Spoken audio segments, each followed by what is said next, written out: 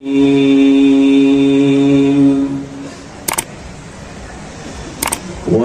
في الصور فصعق من في السماوات ومن في الأرض إلا من شاء الله ثم نفخ فيه أخرى فإذا هم قيام ينظرون وأشرقت الأرض بنور ربها ووضع الكتاب وجيء بالنبيين والشهداء وقضي بينهم بالحق وهم لا يظلمون ووفيت كل نفس ما عملت وهو أعلم بما يفعلون وسيق الذين كفروا إلى جهنم زمرا حتى إذا جاءوها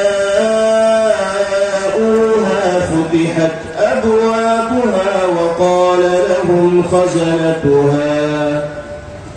وقال لهم خزنتها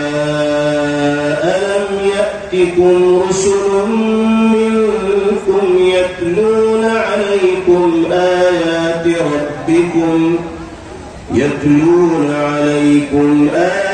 ربكم وينذرونكم لقاء يومكم هذا قالوا بلى ولكن حقت كلمة العذاب على الكافرين قيل ادخلوا أبواب جهنم خالدين فيها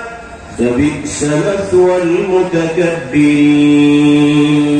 وسيق الذين اتقوا ربهم إلى الجنة زمرا حتى إذا جاءوها وفتحت أبوابها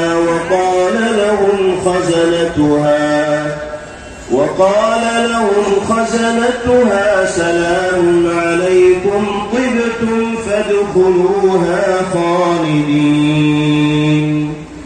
وقالوا الحمد لله الذي صدقنا وعده وأورثنا الأرض نتبوأ من الجنة حيث نشاء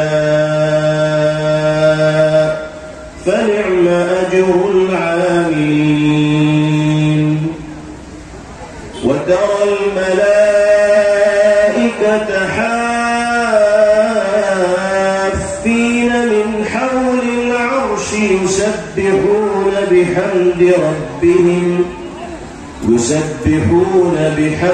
ربهم وقضي بينهم بالحق وقيل الحمد